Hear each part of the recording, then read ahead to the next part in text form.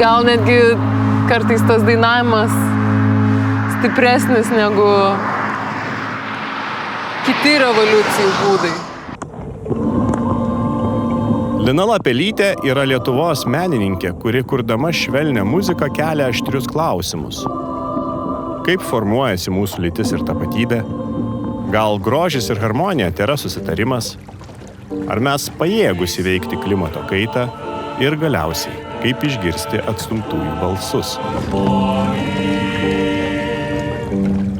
Man kažkaip intuityviai tos nutildytos perspektyvos visada labai įdomios ir galbūt dėl to atsiranda mano kūrybai dainuojantys žmonės, kurie neturi klausos, gyvūnų balsai imituojami, vaikų, tos tokios gal paribės šiokios tokios, kurios nėra tai, ką mes girdime ir matome visą laiką.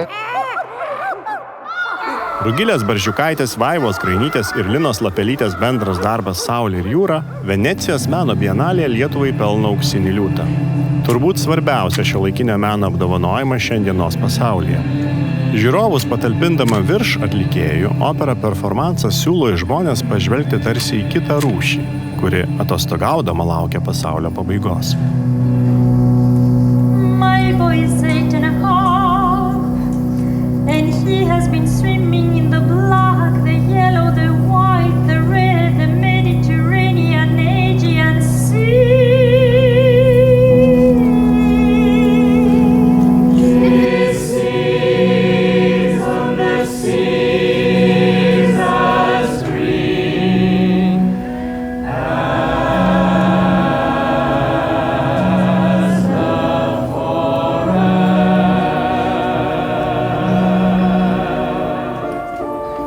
Darbas su Rugile ir Vaiva yra grįstas klausymo. Kad kažką bendro sukurti, tarsi tu lyg ir turi paleisti savo asmeninį įsivaizdavimą ir asmeninę perspektyvą ir kažkokį tai ego, bet kai tu supranti, kad tu esi nesvarbu situacijai, o svarbi yra idėja, ir įvyksta tada virsmas. Linos kūryba ne tik žadina visuomenę ar kviečia įveikti bejėgiškumą, kartu įleidžia tikėti, kad daug ką galime pakeisti patys. Panašios vilties pamoka tapo ir Baltijos kelias. Visas pasaulis žino, kokia neįveikiama Baltijos tautų valia atstatyti savo valstybių nepriklausomybę ir grįžti į laisvą Europos tautų bendriją. 1989 rugpjūčio 23. Lietuva, Latvija ir Estija vis dar neteisėtai okupuotos Sovietų sąjungos. Tuo pat metu vyksta išsilaisvinimo judėjimas. Mitingais, protestais ir dainomis reikalaujama atkurti šių šalių nepriklausomybę. Galingiausia šios valios išraiška tampa Baltijos kelias. Per 3 šalis besidriekianti 650 km ilgio gyvų žmonių grandinė, kuri pasauliui praneša žinią. Mes norime būti laisvi.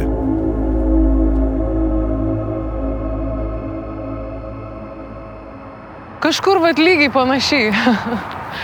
Tik tai ten buvo pievai kažkur žmonės pievai, o čia daug mašinų stovėjo kitų. Įdomu, kad mes dabar jį žiūrim iš tokios žiūrovo perspektyvos, bet tuo metu Baltijos kelyje žiūrovai galbūt buvo tik tai tie malūnsparniai, kurie mėtė gėles. O iš esmės mes galėjom tik tai jausti tą bendrystę savo mintimis, kažkokiu savo supratimu, kas vyksta, ar ne? Tu susikimbi su vienu žmogumi ranka, su 2 žmonėmis rankomis ir supranti, kad ta linija nusitęsia labai toli. Tai čia kažkoks ir mūsų turbūt sąmonės pratęsimas įvyko tuo metu Baltijos kelyje, kur tu supranti, kad tas mažas judesys, jisai iš tikrųjų yra beprotiškai didelis.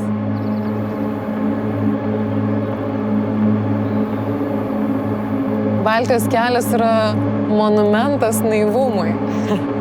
Nes per tikėjimą, kad man susikabinus už 2 rankų ir kad tos rankos taps gyva grandinė, kuri nusities per Baltijos šalis ir kad tai prives prie nepriklausomybės, atrodo, kad kas galėtų sugalvoti tokį neįtikėtinai naivų dalyką. Stebimės tuo ir tai mus iki šiandien neša tolyn.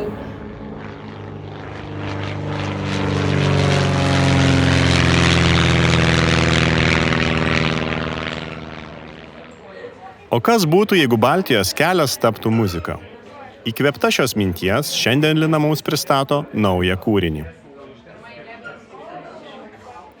Kuriant šitą kūrinį, man buvo svarbios 2 perspektyvos. Susijungimas visų pirma, kuris Baltijos kelyje vyksta rankomis, tuo tarpu mano kūrinyje aš ieškojau, kaip tą susijungimą interpretuoti garsu ir harmonija.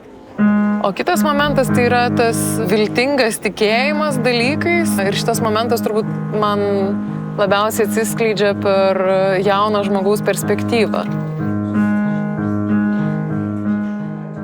Tai dar kartą, bet ir kad jis toks būtų labai kaip grandinė.